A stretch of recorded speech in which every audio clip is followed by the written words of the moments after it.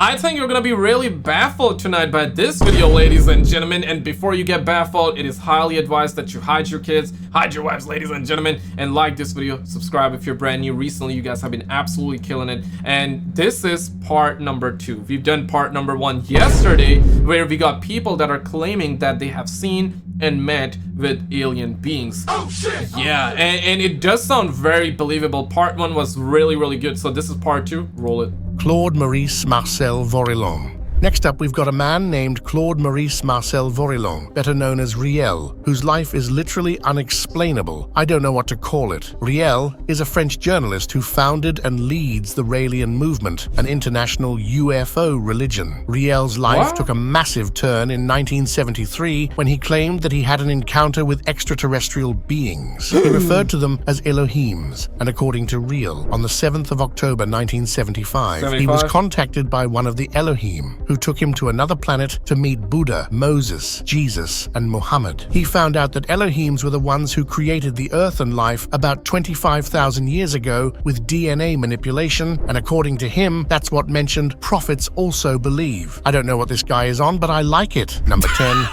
Calvin Parker. Back in 1973, on the evening of October 11th, Calvin Parker, along with his friend Charles Hickson, experienced an event that affected his mental well-being. Two of them claimed to have been abducted by aliens while fishing near Pascagoula, Mississippi. After telling this to local authorities, they were separately questioned at the Jackson County Sheriff's Department and then left alone in a room unaware that they were being secretly recorded. The recording which captured... Of course, right? Like, yeah, could you imagine, like, being kept in, like, what'd you call this? Of course it's not a prison, it's like, I would call it like detention maybe. Is that what you call it? Any expert in the chat, any cop watching this video, let me know. I mean, if you're going there, you're gonna be recorded. Like, I think it's naive to think, like, I suppose if you were on an alien planet and you were thinking that they're not gonna record you, I can believe that. I can understand you assuming that they would not record you, but here humans will record you.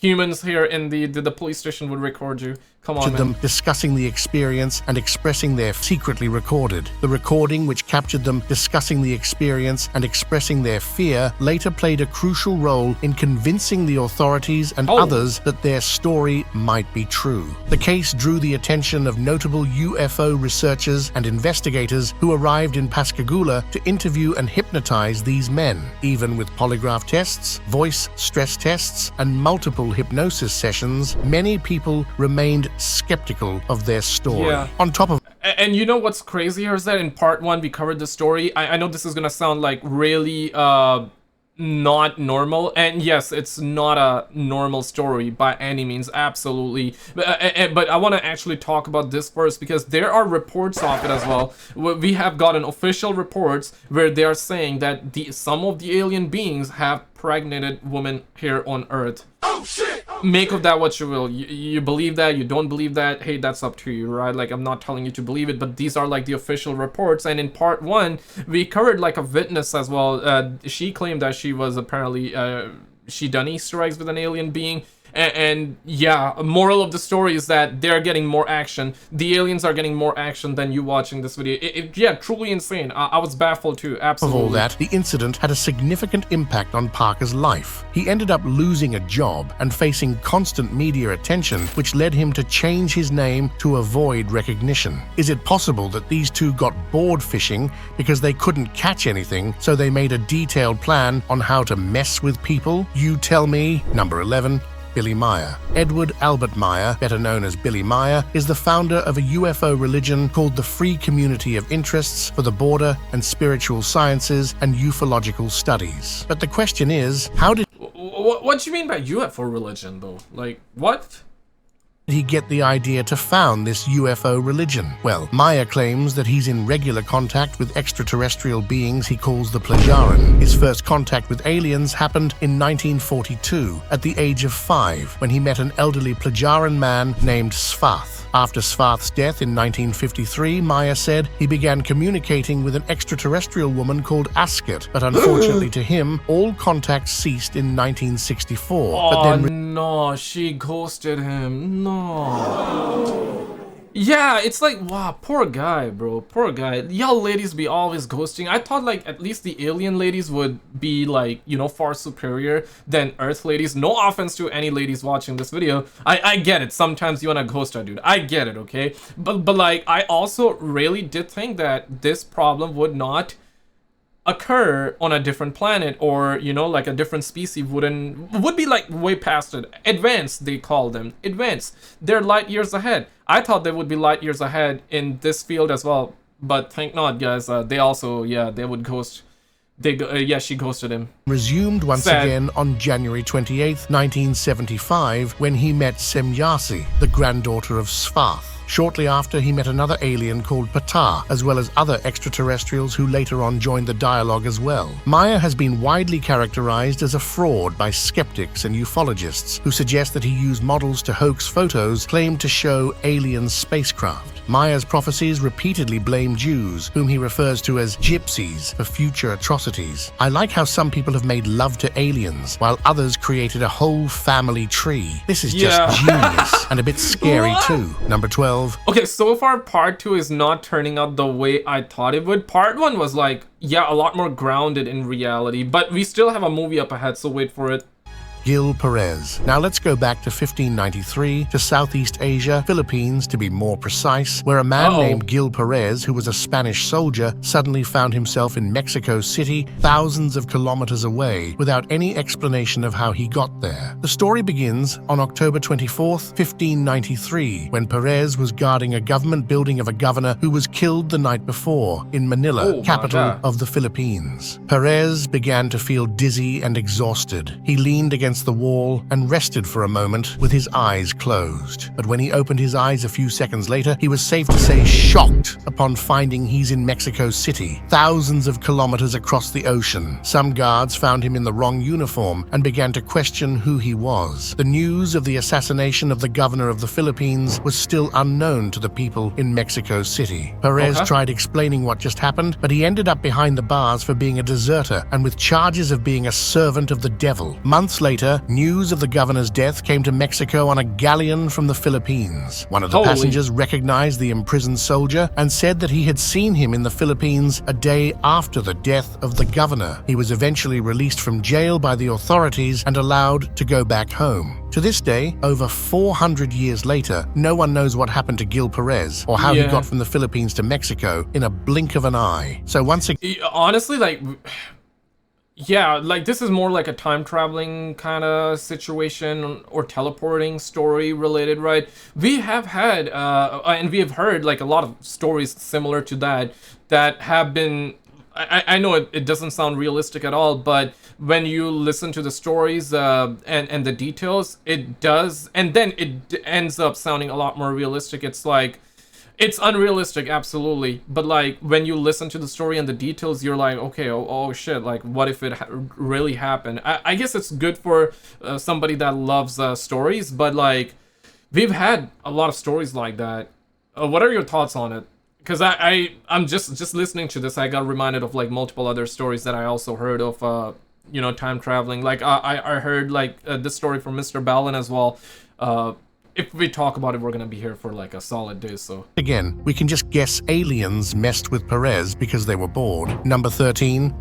George Van Tassel. George Van Tassel was born in Jefferson, Ohio in 1910 and grew up in a fairly prosperous middle-class family. In his 20s, George bought a small abandoned airport near Giant Rock. But at the age of 43, his life took a massive turn when, according to him, the occupant of a spaceship from the planet Venus woke him up, invited him on board his spaceship, and both verbally and telepathically gave him a technique for rejuvenating the human body. In 1954, George and his followers began building what they called the Integratron to perform the rejuvenation. According to him, the Integratron was to be a structure for scientific research into time, anti-gravity, and at extending human life, built partially upon the research of Nikola Tesla and George Lakhovsky. George described the Integratron as being created for scientific and spiritual research with the aim to recharge and rejuvenate people's cells. George annually hosted the Giant Rock spacecraft convention beside the Giant Rock, but in In 1959, the convention reached its peak at 10,000 attendees. 10,000 people went into the desert just to hear this lecture. That's crazy. This guy died in 1978, and his death put an end to every single project he and his colleagues had going on. Number 14. Okay, that's insane. Travis Walton. In November of 19... Oh yeah, Travis. Good old Travis Walton. Yeah, this is one of the... I feel like that most of you are aware of this one. Yeah, this one... Before it begins, yeah, this one is a lot more realistic. I mean, or believable, rather. 75, Travis Walton, a logger from Arizona, reportedly vanished while working with his crew in the Apache Sitgreaves National Forests. The crew claimed they saw a UFO hovering and that Walton was struck by a beam of light from the craft before disappearing. Police organized multiple search parties to look for the missing man, but without any success. Walton's logging crew had to do polygraph tests because authorities suspected a homicide, but the results indicated they were truthful about not harming Walton. Yeah. However, 5 days later, Walton reappeared with a bizarre story of being aboard an alien spaceship. Shortly after midnight on November 12th, Walton called his sister from a payphone in Heber, where he claimed to have reappeared after the abduction. His family was obviously shocked, and after an extensive investigation, no logical answers have been given to this incident, so I guess it'll remain a mystery. If you're new, if this is like your first time hearing about the Travis Walton story, I would definitely recommend that you check out, like, because people have made documentaries on it, like talking about like all the details, and when you hear all the details and when you hear his side and all of that, you're more inclined to believe it. Now, of course, I'm not telling like that happened. Like, I believe the story, but it's like you still don't know, right? Like, what if it's like fake? What if it's a hoax? But with all the details, I feel like that this is one of the most credible cases of somebody truly witnessing, not just witnessing, but being aboard like a UFO, right? I know, crazy case. Sounds absolutely insane. It sounds nuts. But after hearing all the details, because I've seen like multiple documentaries on this case, right? Because yeah, I'm crazy like that. I love the stories. I love the this topic as well. This is why I created the second channel. As we get down to the next topic here, guys. If you do, okay, that's my Twitter. Let me actually.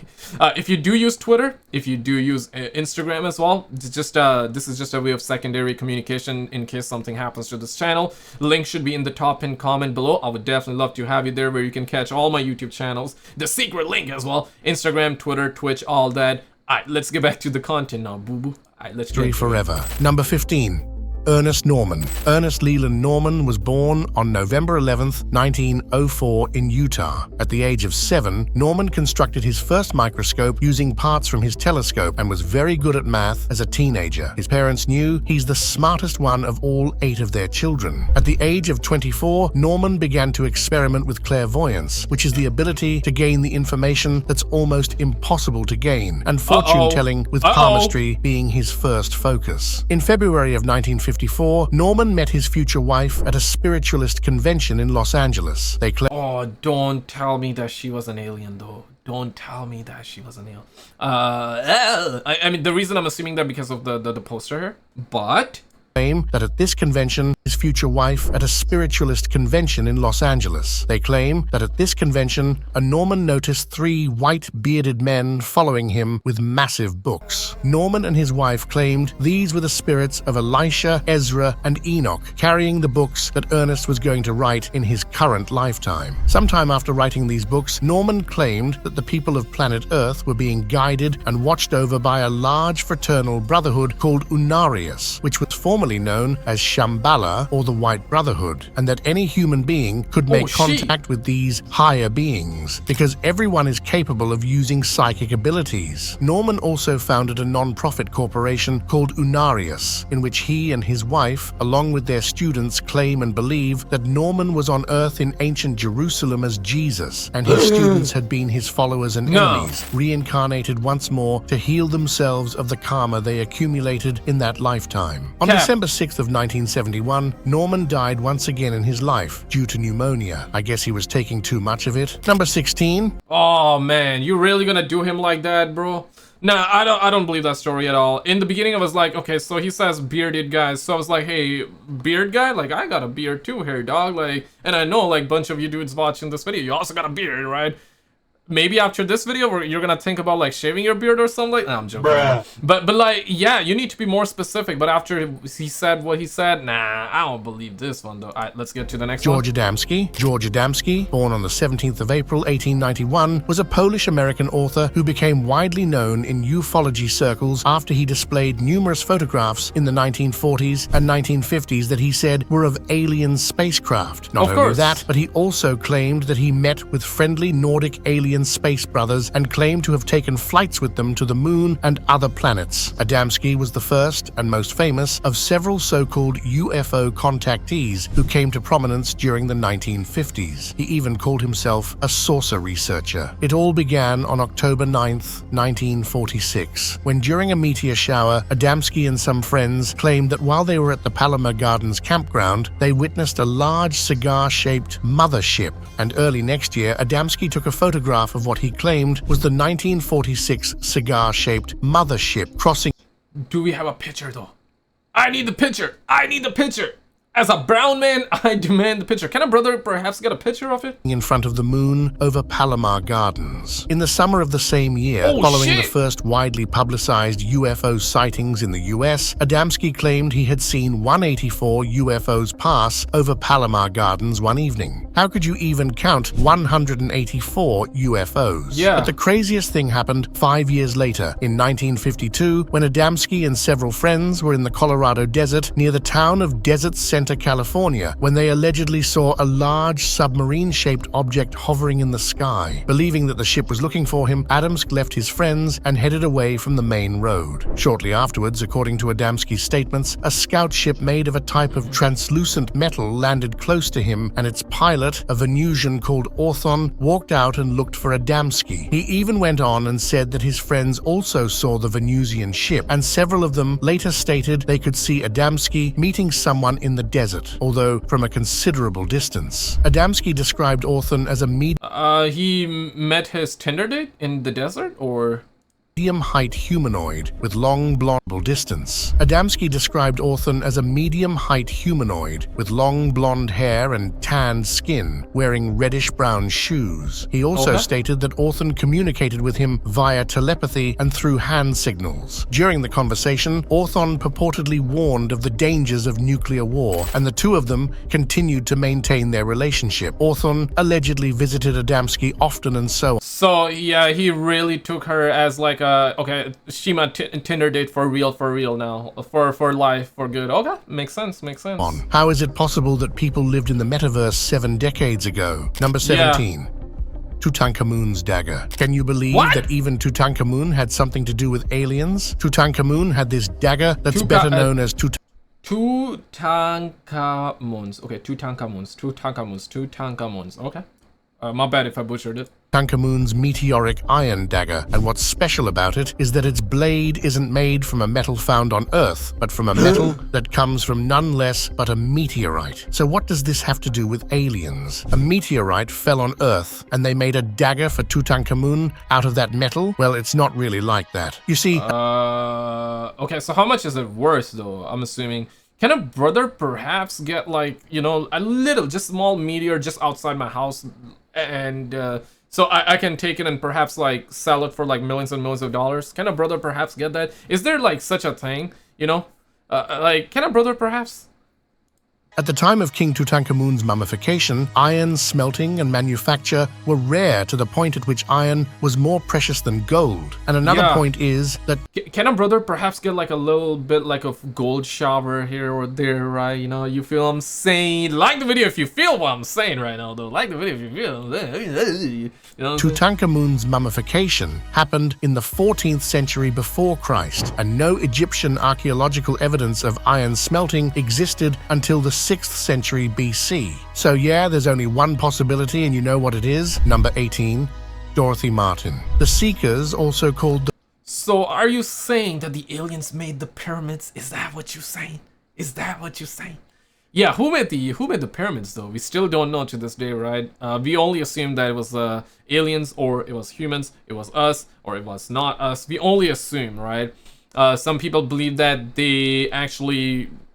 Just like, you know, just like how, picture this, right? Just like how ants would, for example, would take like sugar cubes, like, or hold food on top of their head. That's how we did it, but like in groups of people, slaves back in the days. Like a lot of people would just bring up the stones, the rocks on top of their head and just move. And you gotta understand that those rocks were, holy shit, they weighed so much, right? And to make like a pyramid that big, not just one, but like, I mean, 3 of them, those are the 3, like, trio, the legendary one, the ones that everybody talks about, but there are a lot more than them as well, right?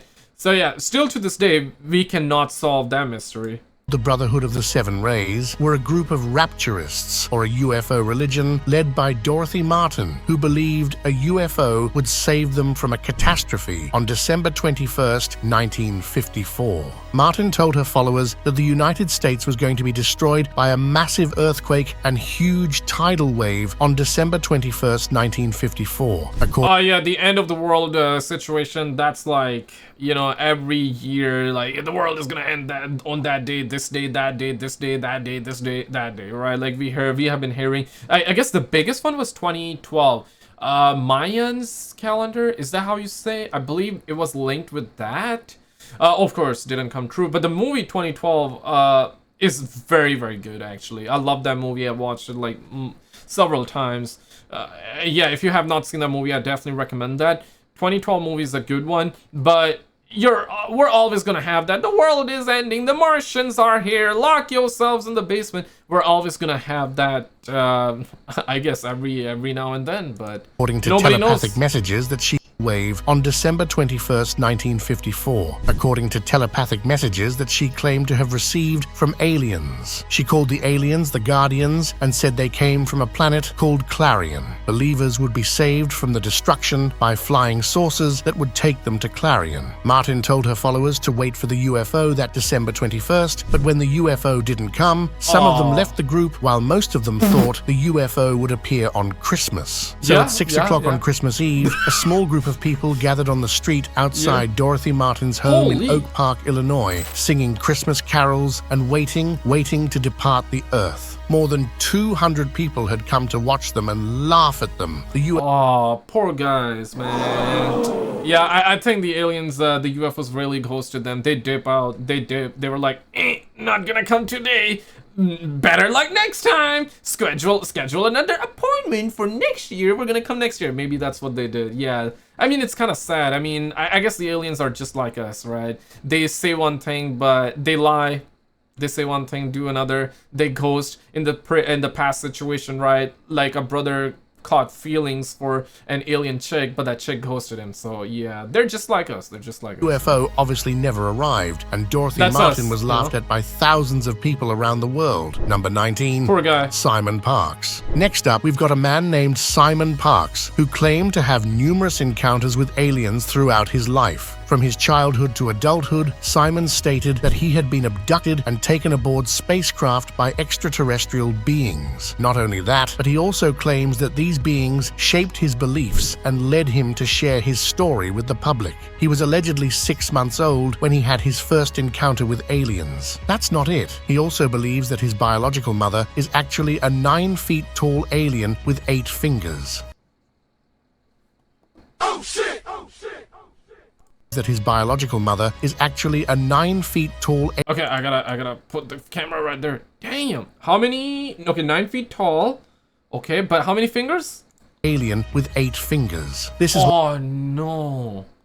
So she can, I guess, do stuff twice or 80% faster, not twice, because then you would need like 2 more fingers to do 2 times faster. So 80% faster. She can work 80% faster than a regular woman. Okay. That's a good incentive to be with her, I guess. What Simon had to say about his green mother. 2 green stick things came in. I was aware of some movement over my head. I thought, they're not Mummy's hands. Mummy's hands are pink. I was looking straight into its face. It enters my mind through my eyes, and it sends a message down my optic nerve into my brain. It says, I am your real mother. I am your more important mother. Later, when he was 11, she took him on board her spacecraft, and a deal was struck about contact between the 2 worlds. God, how can people make this up? It takes quite some creativity. Number 20, or I think you need like a lot of brain cells, and I think brother really did have brain cells. Maybe his secret was to not consume that much sugar because sugar does kill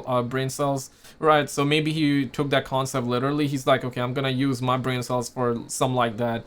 And then we have was there any like movie on this one? I want to see that movie. I want to see that movie on that. Orfeo Angelucci, Orfeo Matthew Angelucci, born in June 25th, 1912, was an American author, lecturer, and obviously contactee. He was known for his claims that he had experiences with extraterrestrial beings. He told his story many times about encountering aliens in the 1950s and 1960s. According to Orfeo, he first encountered UFOs and their friendly human-appearing pilots during his drive home from the Boeing aircraft plant at Burbank, California during the summer of 1952. As he crossed a bridge over the Los Angeles River, he perceived a blue ball of light following him. The circular light, roughly the size of a beach ball, quickly shifted its trajectory, appearing in front of the car. Angelucci reduced his speed while observing the UFO and noted two green balls of light exited the larger one, drifting towards him. Via telepathy, a voice informed Angelucci that he had been monitored since 1946. The two green balls of light united to form a larger ball of light that became the disembodied images of superhuman extraterrestrial humanoids resembling the faces of a male and female. Angelucci was asked to spread the message of the supposedly benevolent aliens. After stating that they would return, the entities disappeared, leaving Angelucci in shock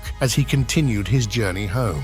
What story sounded the most realistic or believable to you? Let me know. I would say Travis Walton, absolutely. But check out part one. Part one, we had really good ones as well. I feel like the part one was a lot more believable than all of these different encounters there. But check it out, and if you have already seen it, then check out the video on the left, and I'll see you right there.